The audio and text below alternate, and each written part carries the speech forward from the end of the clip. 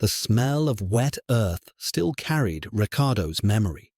It had been barely 3 months since the old tractor's engine fell silent forever, taking with it the sound of her husband's laughter. For Sophia, the little ranch wasn't just a patch of dirt.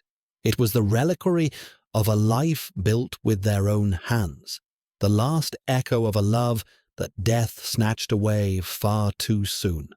At 28, she found herself widowed, with 5-year-old Matteo clinging to her skirt and little Luna, only 8 months old, asleep in her lap, unaware of the storm gathering on the horizon of their lives. The pain of mourning was a thick fog, and through that fog stepped Fernando, her brother-in-law. He was Ricardo's older brother, a 40-year-old man whose face had been carved by ambition and whose cold eyes weighed the worth of everything they saw. He arrived with promises of help, a fatherly hug for Matteo, and words of comfort that sounded like music to a woman adrift. "Sophia, you don't have to worry about a thing," he said, sitting at the rough wooden table Ricardo had made with his own hands. "I'm here for the family. I'll take care of all the paperwork, the inventory, the taxes. I don't want you to have that headache right now. What would you do in my place?" Exhausted by grief, overwhelmed by caring for 2 small children, and completely ignorant of the tangles of law and finance, Sophia saw in Fernando a safe harbor. She had always known the brothers were different. Ricardo was earth, warmth, and laughter. Fernando was stone, cold, and calculation. But he was family. Ricardo's blood ran through his veins. Trusting him felt like the only path. A week later, he came back. Little Luna had a fever, and the baby's whimpers filled the house, creating a constant hum of worry in Sophia's mind. Fernando opened a leather briefcase on the table and revealed a thick stack of documents full of paragraphs that looked indecipherable. "Sophia, here it is," he announced with an efficiency that felt comforting. "This is to regularize the land in the children's names and secure their share. It's a little complicated, government stuff, but it's for your own good. Sign here, here, and on this last page." He pointed with his gold-tipped pen at the dotted lines. Sophia stared at the papers. Terms like waiver of usufruct, cession of possessory rights, and total settlement danced before her eyes without meaning. Her head throbbed. Luna started crying harder in the next room. "What does all this mean, Fernando?" she asked in a weak voice. He smiled, a smile that never reached his eyes. "It's just bureaucracy, dear sister-in-law. Paperwork, so my brother's property passes to his direct heirs, Matteo and Luna. By signing, you authorize me to handle the notary and taxes so you don't lose what is rightfully yours. It's protection." Protection. The word echoed in her tired mind. It was all she wanted, to protect her children. Matteo ran into the kitchen, eyes wide and frightened by his sisters crying, "Mommy, Luna won't stop." "I'm coming, mijo." She turned back to Fernando, desperation taking hold. "I have to go to her." Of course, it's quick. Just sign, and I'll leave you in peace." She took the pen. Luna's crying was a siren in her head. "It's to protect my children. He's family." With a trembling hand, she signed where he pointed, without reading a single clause. She scrawled the name that once meant a future of happiness, and with that gesture unknowingly sealed her fate. Fernando gathered the papers with the swiftness of a predator, slipped them into the briefcase, and stood. "Done. Now everything is in order. I'll take care of everything," he said, and left before Sophia could ask another question. Luna's fever broke the next day, and for a few days a fragile silence settled over the little ranch. A silence of false hope.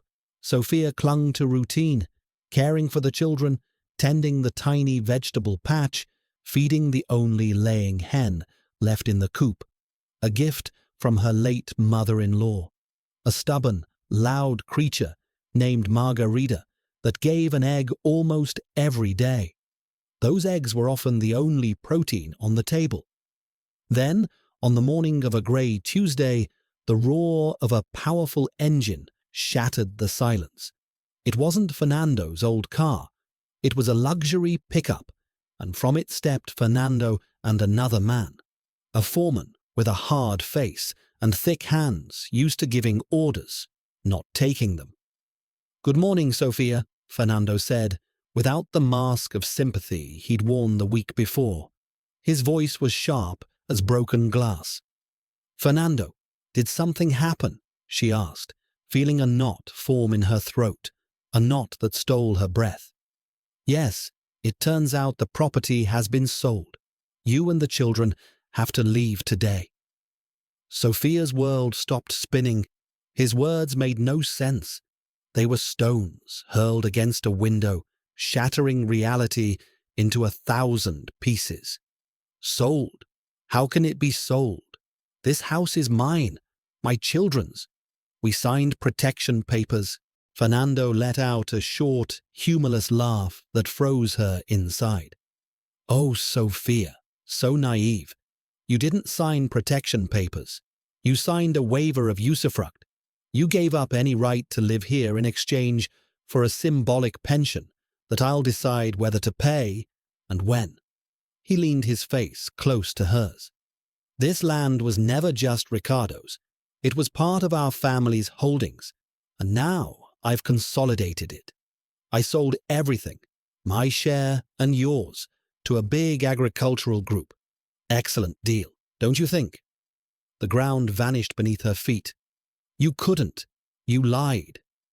The foreman stepped forward. "Ma'am, we don't have all day. The moving truck arrives in an hour to take the furniture. Anything that's personal, put it outside." Pure, wild panic seized her. She ran inside to the room where the children slept. Mateo woke terrified. She hugged him hard, her body shaking uncontrollably. "What have I done? My God, what have I done?" She gathered what she could. Some clothes in a bag, Luna's bottle, Mateo's few toys. When she came back out, the foreman was already directing men who were stacking the memories of her life in the back of a truck. Ricardo's table, Luna's crib, her grandmother's rocking chair. In the middle of the chaos, she turned to Fernando, eyes burning with furious, desperate tears. "What am I supposed to take? What is mine by right, Fernando? What's left of my husband's inheritance?" Fernando looked around with cruel contempt stamped on his face. His eyes settled on the coop where Margarita pecked calmly, oblivious to the drama. With a mocking smile, he strode over, grabbed the frightened hen that struggled and clucked in protest, and returned. He held her by the wings, the animal's body twisting in terror. Then, with a theatrical, humiliating gesture, he flung the hen at Sophia's feet. The poor creature landed in the dust, stunned, then scrambled up. "There you go," Fernando said, his voice dripping venom. "Here's your inheritance. Now get off my land." The ranch gate closed behind her with a metallic screech, a final sound, a period at the end of her old life.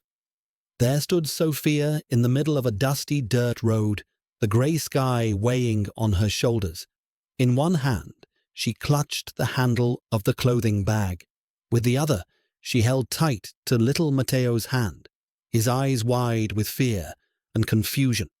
In a rebozo tied to her body, Luna slept an innocent sleep, and at her feet, trembling, stood Margarita, the hen. The road stretched into nothing in both directions. The wind began to blow, bringing the promise of night's cold. She had no money, nowhere to go, nothing but 2 small children and 1 scared hen. Alone, betrayed, and abandoned, She looked at the empty road, and one single question echoed in her desperation. Where does a mother take her children when the whole world has slammed its doors shut? The dust of the road clung to the cold sweat on her face, forming a mask of helplessness. Every step Sophia took was a monumental effort, a battle against gravity and despair. The weight of Luna in the rebozo seemed to grow with every meter. Her daughter's warm little body was a constant, painful reminder of their extreme vulnerability. Mateo's sweaty, tiny hand in hers was an anchor keeping her tied to terrible reality. And then there was Margarita. The hen tucked under her other arm squirmed sporadically, a bundle of nerves and feathers that was at once her only inheritance and an absurd burden. The hours dragged under a sun that seemed to mock her, roasting the landscape and making the air shimmer on the horizon. The dirt road had no end. Behind her lay the life stolen from her. Ahead, absolute nothing. Fernando's betrayal hammered in her mind, not as a clear thought, but as shockwaves that left her breathless. The image of him throwing the hen at her feet repeated, each time more humiliating, more cruel. "Mommy, where are we going?" Mateo's voice was thin, broken by exhaustion. He stumbled every few steps. Sophia swallowed the knot in her throat, a knot so huge and tight it hurt. "We're going to find a safe place, mijo, a warm place." The words came out as a whisper, a lie she desperately needed to become true. "Why did Uncle do that?" he asked. The innocence of the question was a knife in her heart. How do you explain greed to a 5-year-old? How do you translate cruelty into words he could understand without destroying what little innocence he had left? "I don't know, my love. I don't know." It was the only honest answer she could give. As the afternoon wore on, the sky changed. The merciless blue gave way to lead grey, and the wind, once a warm breeze, turned into a cold blast that found every tear in their thin clothes. It chilled her to the bone and made little Mateo cough, a dry cough that filled her with dread. The dirt road, once dusty, now felt hard and frozen under her feet. The world was turning its back on them. Mateo began to cry. Not a tantrum cry, but an exhausted, deep sob. "I'm cold, Mommy. I can't walk anymore." The panic that had been a low hum suddenly became a scream inside Sophia's head. Night was coming. Being on that road in the dark with 2 small children, the thought was unbearable. Her eyes swept the desolate landscape, dry grass, wind-twisted trees, and to her right a long, imposing barbed wire fence that stretched as far as she could see. In one section, the fence was broken, the wooden posts rotted, the rusted wire lying on the ground like a dead snake. On the other side, far off, almost swallowed by the growing dusk, was a silhouette, a structure, maybe a barn, a watchman's house, something abandoned, a shelter. But she knew the reputation of those lands. They belonged to Don Emiliano, the brutal rancher people in the region spoke of, a lonely, implacable old man who, according to stories, had no mercy for trespassers. They said he set the dogs on them, but what was the fear of one man compared to the certain fear of night, cold, and abandonment? With Mateo's crying as her guide, Sophia made the decision. She slipped through the opening, tearing her dress on the barbed wire. Carrying the children and the hen, she walked through the dry, hard grass toward the structure. It was indeed an old wooden barn falling to pieces. The boards were loose, the roof had holes that revealed the grey sky, and the big double door hung half open, creaking in the wind. The smell of old hay, dust, and abandonment hit her, but it was better than nothing. It was shelter. She pushed the door and went in. The interior was shadowy and vast. Bales of rotten hay were piled in one corner. Cobwebs the size of her hand hung from the beams. But crucially, it broke the wind. Sophia took her children to the most protected corner, piled the least damp hay on the floor to make a kind of nest, and sat, finally letting her body's weight collapse. She curled the children against her, wrapping them with her own body in a desperate attempt to generate warmth. Margarita, let loose on the floor, clucked nervously before settling in a dark corner. Night fell like a heavy, freezing blanket. Outside, the wind howled like a wounded animal. Sophia did not sleep. She heard every creak of the old wood, every whisper in the dark corners, imagining animals, or worse, people. She held her children, feeling the rise and fall of their tiny breaths, and made a silent promise. I will not give up for you. I will not give up. The first light of morning revealed the misery of the place, but it also brought new urgency. Luna woke crying, a sharp, desperate cry from the depths of her empty belly. It was the cry of hunger. Sophia's milk, thin from stress and poor food, was not enough. The desperation of the previous night returned full force. It was a ticking bomb. A baby cannot wait. And then, a small miracle.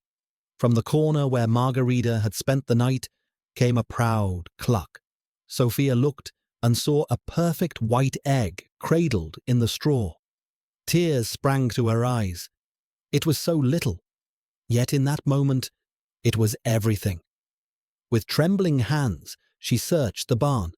She found an old rusted can, dry branches, and used the only box of matches she carried to light a tiny, precarious fire outside, shielded from the wind by the barn wall. She cooked the egg in the can, stirring it with a twig. The smell of real food, however simple, filled the air. She gave almost all of it to Matteo, who ate with a hunger that broke her heart and kept a tiny piece for herself just to fool her stomach. But Luna's crying did not stop. Egg was not milk. Sophia made the hardest decision of her life. Matteo, mijo, look at me. She held his little face in her hands. Mommy has to go find milk for Luna. It'll be quick. I need you to be the man of the house. I need you to watch your sister for a little while. Can you do that? The boy's eyes filled with fear, but he nodded, his jaw trembling. I'll watch her, Mommy, but come back soon. Leaving her two children alone in that abandoned place felt like madness, an unforgivable maternal failure. But leaving them there to let Luna starve was unthinkable. With her heart shattering, she grabbed Margarita, who seemed to understand her fate, and ran across the field toward the road, remembering a store sign many kilometers away. The walk was torture. Every step was driven by the image of Luna's crying face.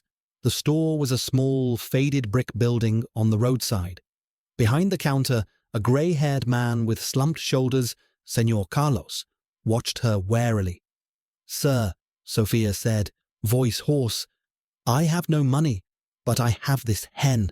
She lays eggs. She's a good hen. I'll trade her for a bottle of milk and a little cornmeal. Please, my daughter, my baby is hungry. The man looked at the hen, then at Sophia's dust and tear-streaked face, frowned, and shook his head.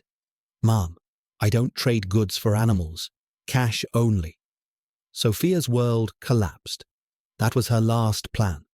There was nothing left. The air left her lungs. Please, she begged, tears flowing freely. For the love of God, she's just a baby. Señor Carlos sighed, glanced at the empty road outside, and his hardened gaze softened for a moment. Perhaps he saw a daughter, a granddaughter in her desperation. He turned, went to an old refrigerator, and took out a bottle of milk. He grabbed a small paper bag and filled it with cornmeal. He placed the items on the counter. "Take them," he said, without looking at her. "They're leftovers from yesterday. I was going to give them to the pigs anyway." He paused. "And keep your hen, ma'am. Looks like you're going to need her." The unexpected kindness left her speechless. With a whispered, "God repay you," she grabbed the precious items and ran. She ran the whole way back, heart pounding with fear and fragile new hope. She found the children exactly as she had left them. Matteo was beside Luna, singing her a tuneless lullaby, dried tears on his cheeks. The relief was so overwhelming, her legs buckled. That afternoon, Sophia worked with renewed fury. She fed Luna, who finally calmed and fell asleep. With the cornmeal, she made thin atole for herself and Matteo. Then she began her battle against the barn. She found loose boards and used them to patch the biggest holes in the walls, blocking the wind. She swept the floor with a tree branch. She made thicker, more comfortable beds from the driest hay she could find. She cleaned the rusted can so it could boil water. By nightfall, the place was still a ruin, but it was her ruin. The fire, this time built inside a circle of stones on the dirt floor, offered dancing warmth and a sense of safety. The children slept with full bellies for the first time in 2 days. Margarita pecked calmly near the heat. Sophia looked at her children's sleeping faces, lit by the trembling firelight. For one brief, precious moment, the knot in her throat loosened. "We survived one more day," she thought. "Maybe we'll make it. Maybe." Then the barn entrance was suddenly blocked. A huge shadow fell over them, swallowing the fire's small light. A silhouette of a man on horseback outlined against the twilight. The man was large, imposing, and even in the dimness his presence radiated danger. Then a voice deep as thunder cut the silence, making the old barn boards vibrate. "Who dares trespass on my land?" Don Emiliano's voice was like stones rolling down a ravine. Sophia froze, her whole body one exposed nerve. Instinctively she moved, forming a human shield between the towering figure at the door and her sleeping children. Matteo, sensing the change, stirred in the hay, his eyes opening slowly, still clouded with sleep, but now reflecting his mother's fear. The man dismounted. Every movement was slow, deliberate, carrying an authority the earth itself seemed to recognize. He was old, perhaps 60, with a face carved by wind and sun. Deep wrinkles cut across his forehead and the corners of his eyes, and his hair was a mane of silver threads. He was big, not fat, but broad-shouldered, with hands that looked capable of crushing rock or mending a fence with equal ease. He stepped inside. The smell of leather, horse, and chewing tobacco announced him before his features became clear in the firelight. His surprisingly pale blue eyes swept the scene with a speed that belied his age. They saw the controlled fire, the carefully arranged hay nest, the clean food can, and finally settled on Sophia, who trembled but refused to back down. "I asked a question," he said, voice low but echoing in the silence. "What are you doing on my land?" What could she say? That she was a thief out of necessity, a trespasser out of desperation? The words stuck in her throat, choked by terror. Matteo began to whimper softly, clinging to her leg. "Answer," the man ordered, and the sound made Margarita jump and cluck in fright. "I have no patience for thieves. Get out now, or I set the dogs on you. And believe me, ma'am, my dogs are not friendly to strangers." The raw, direct threat ignited something inside Sophia. It wasn't courage. It was the primal instinct of a cornered mother. If she was going to be thrown to the dogs, she would fight for her children's lives. "We are not thieves," she managed, her voice coming out steadier than she expected. Tears of fear and fury mixed in her eyes. "We have nowhere to go, please, sir. We only need a place for the night, away from the wind." Don Emiliano snorted, a sound of pure contempt. "That's the story everyone tells. And tomorrow, one night becomes two, and then one of my sheep is missing. I know your kind." "No, you don't know us," she shouted, her voice breaking. The injustice of the accusation piled on top of Fernando's betrayal was too much to bear. "You know nothing. They stole from us. They tricked us. They threw us out of our own home." The raw desperation in her voice made the old rancher pause for a moment. He studied her more closely. "Thrown out by whom?" he asked, tone still hard, but now tinged with curiosity. "By my brother-in-law," she spat the word like poison. "My husband died, and he made me sign papers I didn't understand. He took everything, our house, our land, everything. My brother-in-law, Fernando." At the name Fernando, something shifted in Don Emiliano's face, subtle, almost imperceptible, a tightening of the jaw, a dark flash of recognition in his pale blue eyes. He knew Fernando, of course he did. He knew his reputation as an opportunist whose greed was as vast as the lands he coveted. He despised men like Fernando, who used pens and legal tricks to do what common thieves did with guns. His eyes made another sweep of the barn. This time he saw the details. The children's haybed was clean, arranged with maternal care. The can on the fire held only the remains of thin atoll, the single hen. A comical, pathetic animal in this situation spoke of an attempt at self-sufficiency, not theft. He saw extreme poverty, but no mess, no dirt of laziness that he hated so much. He saw a mother doing the impossible to keep dignity in the middle of hell. He stood silent for a long moment, a silence that for Sophia lasted an eternity. She held her breath, awaiting the final verdict, expulsion or worse. Finally he grunted, voice still deep, but without the same menace. "This pigsty is no place for children. The cold that sneaks through those cracks will kill that baby." Sophia dared not answer, only waited. "My old housekeeper, Doña Elvira's house, God rest her soul, has been empty for years," he continued, speaking more to himself than to her. "It's close to the main house. Must be a mess, but it has a solid roof and real walls." He looked straight at her, pale eyes piercing. "Clean it, make it livable, and you can stay. In exchange," he jerked his chin toward Margarita, "your hen goes to my coop, and you cook for my hands. They're sick of my food." Sophia stared, trying to process the words. A roof, walls, a job. He wasn't offering charity, he was offering a deal, an exchange. And in doing so, he was giving her something she thought she had lost forever. Her dignity. The tears she had held back so fiercely finally rolled down her cheeks, but now they were tears of relief, so deep her legs felt weak. "Yes, sir," she whispered. "Thank you, Lord. We work. I know how to cook. We'll clean the house." "Yes."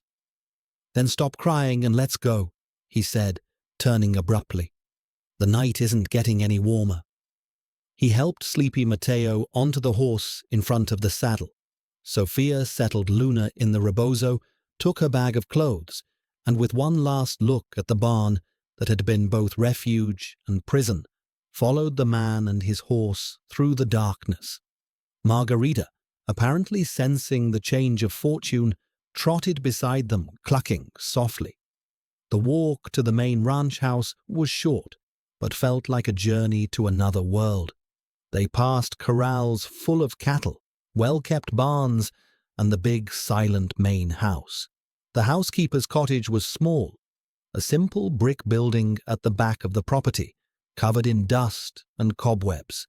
just as he said. But to Sophia, it was a palace. It had a door that locked, windows with real glass, though dirty, and most importantly, a real bed in one room, covered by a dusty sheet. That night, for the first time in days, Sophia and her children slept under a solid roof, protected from the wind and fear. The following days were a blur of hard work. With an energy she didn't know she possessed, Sophia attacked the little house. She scrubbed floors, washed windows, aired mattresses.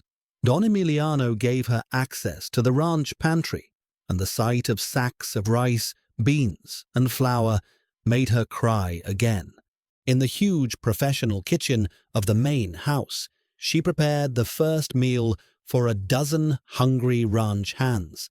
They eyed her curiously, but devoured her food with an enthusiasm that was the highest compliment she could receive.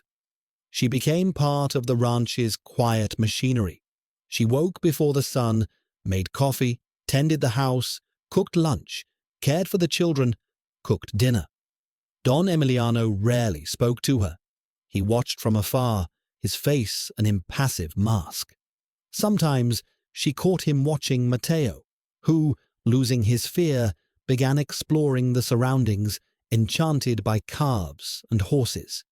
One afternoon, she saw him hand the boy an apple over the corral fence. He said nothing, just gave the fruit and walked away. Wordless communication, a tacit understanding growing in that unlikely place. The inheritance hen now lived in a spacious coop, happy among dozens of others, and kept laying her daily egg, which Sophia always collected for Mateo's breakfast. A month passed. Routine settled in, bringing a peace Sophia hadn't felt since Ricardo's death. She had purpose. Her children were safe, fed, and warm. She had found safe harbor on the lands of the most feared man in the region. Meanwhile, kilometers away in the small town, Sophia's absence began to bother Fernando. He had expected her to simply vanish, perhaps go to some distant forgotten relative, or end up in a city shelter. Anything to remove her from his conscience and, more importantly, from his business. Her presence was a loose end, and he hated loose ends. One hot afternoon, he stopped at the little roadside store to buy water, the same store where Señor Carlos worked. Two of Don Emiliano's hands were leaning on the counter, laughing and talking. "That new cook is a saint," one said, a thin man in a sweat-stained hat. "I've never eaten beans that good." "Truth," the other nodded. "And she has those two little kids. The boy spends his life chasing the dogs. Quite a sight." Fernando, half listening, suddenly went on alert. New cook, two children. He approached the counter with a forced, friendly smile. Old Emiliano got himself a new cook. Thought he'd die eating his own burnt food. The first hand laughed. "Yeah, she showed up out of nowhere a month ago. A young woman with a boy and a baby. They say she had nowhere to go. The boss put her up in the late Elvira's house." Fernando's blood froze, then boiled, a wave of fury rising up his neck. It had to be Sophia, and she was in the one place in the entire region where he had no influence, the one place he actively avoided. Don Emiliano was the only man he not only respected, but feared.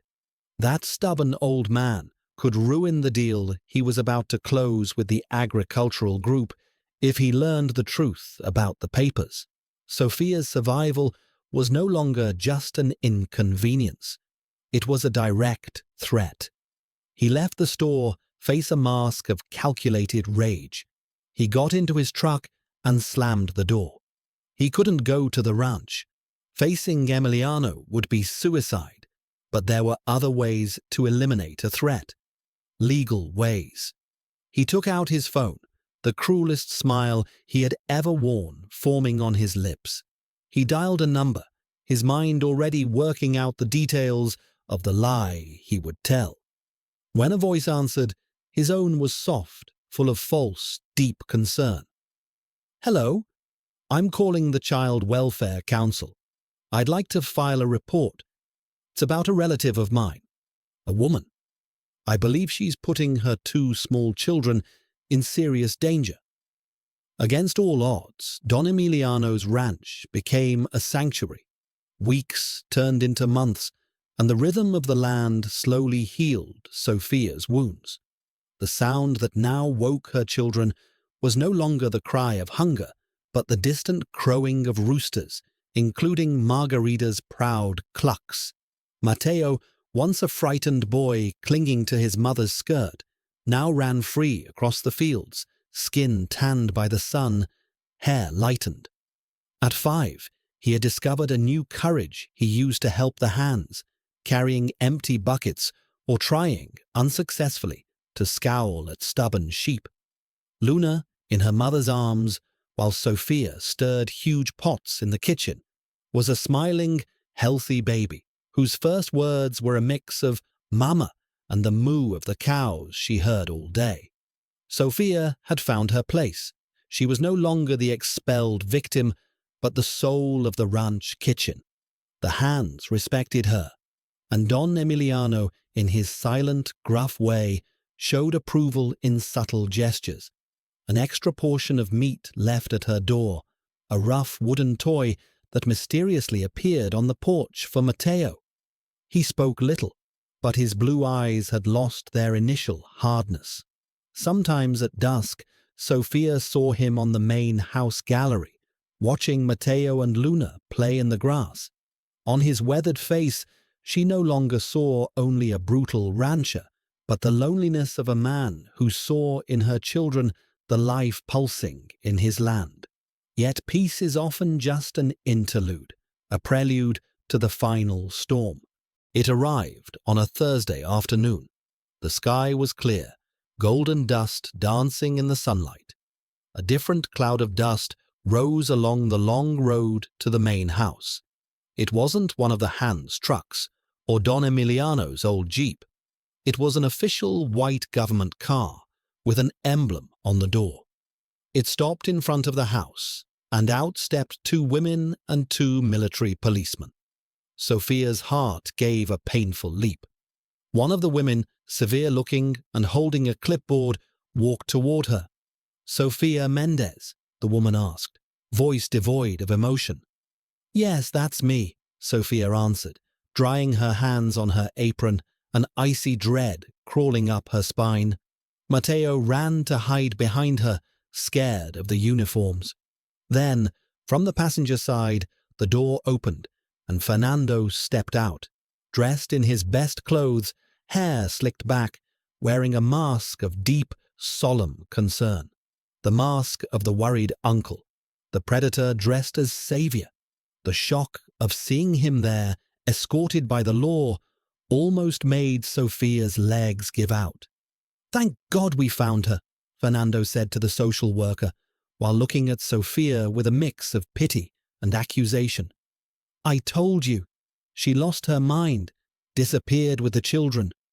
"Mrs. Mendez, I am Mrs. Alves from the Child Welfare Council," the woman said, ignoring Fernando and focusing on Sophia. "We received a report that your children, Mateo and Luna, are being kept in risk conditions. A complaint of neglect." Neglect, risk. The words were absurd. A slap in the face of every second of struggle, every sleepless night, every meal she had prepared. "That's not true," Sophia said, voice trembling.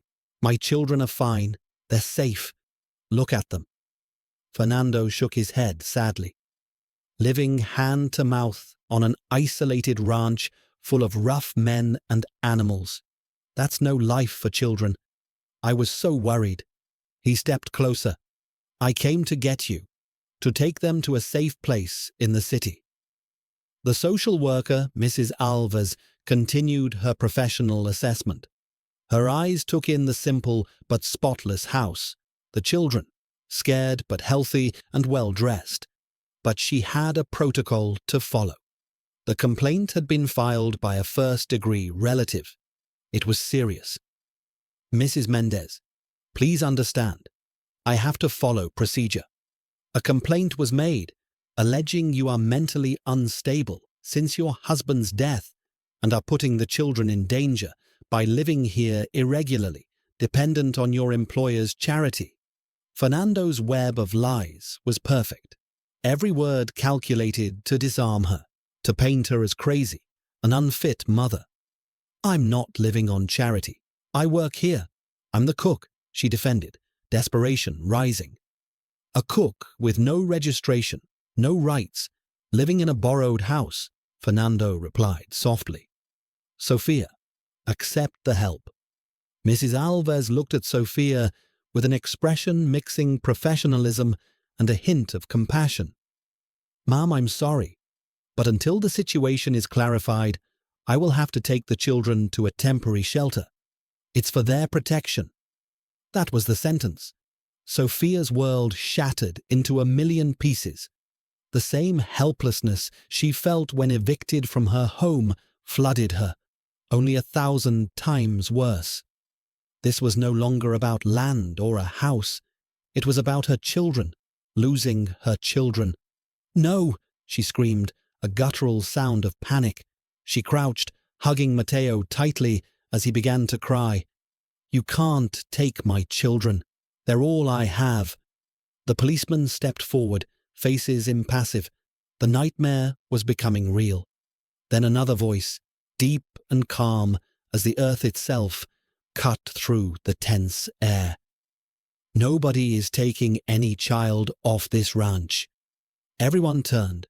Don Emiliano stood at the kitchen entrance of the main house, just a few meters away. He hadn't arrived on horseback or with noise. He had appeared silently, watching. In his hands, he held not a weapon, but a worn leather folder of documents. He walked slowly toward the group. His blue eyes passed over the social worker, the policeman, and finally settled on Fernando. With an intensity so cold, the man involuntarily stepped back. Don Emiliano, Fernando said, trying to keep his composure. I'm just trying to help my sister-in-law. It's not right. Emiliano ignored him completely. He addressed Mrs. Alves. Ma'am, I believe Mr. Fernando here has misinformed you. Mrs. Sofia Mendez is not here as a freeloader, and she is certainly not negligent. He opened the folder. Here are her papers. She is my registered employee with a contract I signed 3 months ago. She is head cook with a regular salary deposited in an account I personally helped her open. She does not live irregularly. This house, he gestured toward the small cottage, is part of her compensation. Everything is in the employment contract, drafted and registered with the union by my lawyer. A stunned silence fell over the group. Mrs. Alves took the documents, her eyes scanning the pages, her expression shifting from professional certainty to surprise. The main basis of the complaint, that Sophia was an unstable pauper living on handouts, had just been demolished with the force of legal paperwork. Don Emiliano wasn't finished. He turned to the policeman. Gentlemen, my apologies for wasting your time on a poorly resolved family matter. Mrs. Sophia is perfectly fine, and her children are safer here than anywhere else. He paused, letting the weight of his words settle. Then he delivered the final blow, eyes still fixed on Fernando. And since we're talking legality, may I take advantage of the authorities' presence? He asked rhetorically of Mrs. Alves. He pulled another set of papers from the folder. You see, my lawyer, a very curious man, found the papers Mr. Fernando here had Mrs. Sophia sign extremely interesting. Fernando's face went pale. My lawyer discovered that the family property Mr. Fernando consolidated was sold for 10 times the value officially declared at the notary, and that he used Mrs. Sophia's fraudulently obtained waiver, signed when she was vulnerable, to pocket the entire difference, evading a fortune in taxes, and of course, stealing the share that by right belonged to his nephew and niece. He held up one of the documents. "That, gentlemen, has a name. It's called fraud, embezzlement, and forgery of documents." He handed the papers to one of the policemen. "Here are copies of the real sales contract my lawyer obtained from the buyer and the notary declaration. The difference is clear. I believe the public ministry will be very interested." The trap had closed, but not on Sophia. Fernando stood white as a ghost, sweat beading on his forehead. The mask of the worried uncle melted away, revealing the face of a swindler caught in his own lie. He tried to stammer a denial, but no words came. Mrs. Alves handed the employment papers back to Sophia with an apologetic look. "Mrs. Mendez, forgive the disturbance. It's clear we were misled. Your complaint will be archived." The policeman holding Don Emiliano's documents looked at his partner. The focus of the law had shifted. He turned to Fernando. "Mr. Fernando Reyes," the policeman said, voice now hard and official, "I think you'll have to come with us to the station to clarify a few things." Justice. It wasn't loud or violent. It had the sound of papers, of laws being enforced, and of the terrified silence of a guilty man.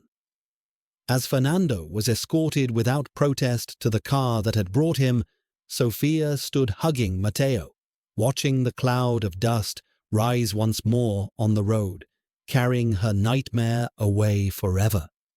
The cloud of dust that took Fernando away seemed to cleanse the air, dissolving the last trace of the shadow he had cast over Sophia's life.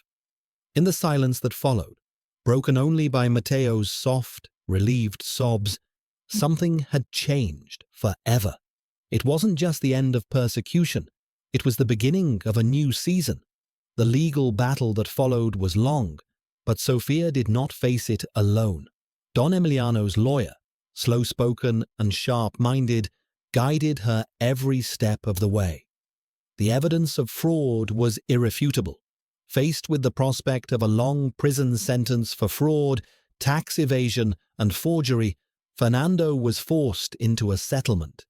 He never went to jail, to Sophia's initial outrage, but his punishment was perhaps more fitting: financial and social ruin.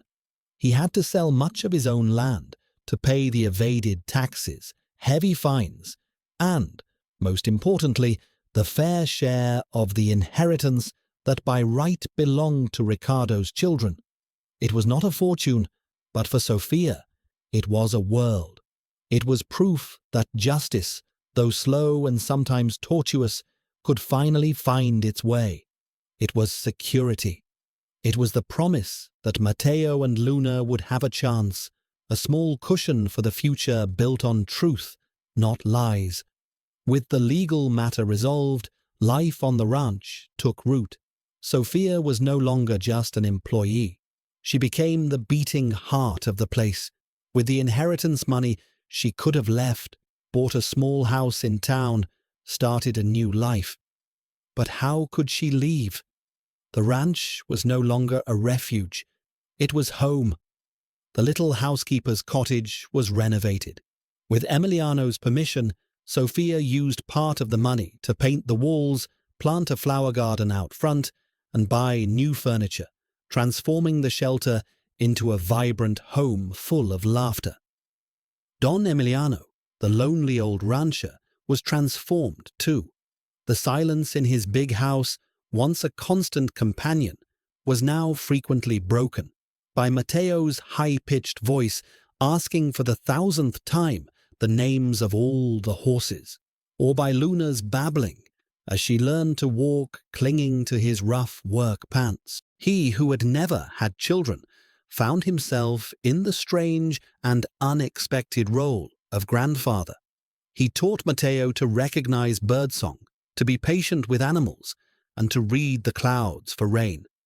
He let Luna sit on his lap on the porch while he read the farm newspaper aloud, a ritual neither fully understood but both cherished.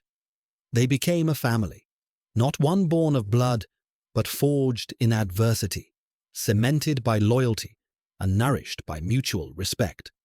Sophia cared for Emiliano, making sure he ate well and took his medicine, and he cared for her and her children, offering unbreakable protection and a stability she never thought she would have again. 3 generations under the same vast sky of the countryside, an improbable balance that worked perfectly. One afternoon, almost a year after the expulsion, Sophia walked the ranch grounds as the sun set on the horizon, painting the sky orange and purple. Luna was in her arms, almost asleep, and Mateo ran ahead chasing butterflies with pure joy. Her path took her past the big coop, and there, pecking proudly among all the other hens, was Margarita, fat, healthy, and bossy, the undisputed queen of the place. Sophia smiled. That hen, the humiliating inheritance Fernando had thrown at her feet, should have been a symbol of her defeat, the final full stop of her misery. But there, in the sanctuary she had built, Margarita was a reminder of something else. A reminder of resilience. A reminder that even in the darkest moments, one single egg can be enough to survive one more morning. That one small, humble inheritance, combined with a mother's courage and a stranger's kindness, can become the seed of a new life. Mateo ran back to her, face radiant. "Mommy, look," he said, opening his hand to reveal a speckled feather. "Margarita dropped it for me. It's a gift." Sophia took the feather. It was a small, simple thing. Yet in that moment, it felt immensely significant. She looked at her son, at the daughter in her arms, at the lighted house in the distance where an old rancher waited for them to have dinner. She looked at the vast, peaceful ranch she now called home. The knot in her throat, that knot of fear and sadness that had accompanied her for so long, was completely gone, replaced by a deep sense of gratitude. At last, she understood. The true inheritance Ricardo had left her was not the land, not a house. It was her children, and the inheritance she would build for them would not be measured in acres or money, but in days of peace, lessons of dignity, and the certainty that family is a refuge you build. It is not inherited. "Yes, mijo," she said, carefully tucking the feather into her pocket. "It's a gift, a very, very beautiful gift." And as the last ray of sun vanished behind the hills, mother, children, and the inheritance of a hen walked home together, bathed not by the light of the setting sun, but by the glow of a future they themselves had planted.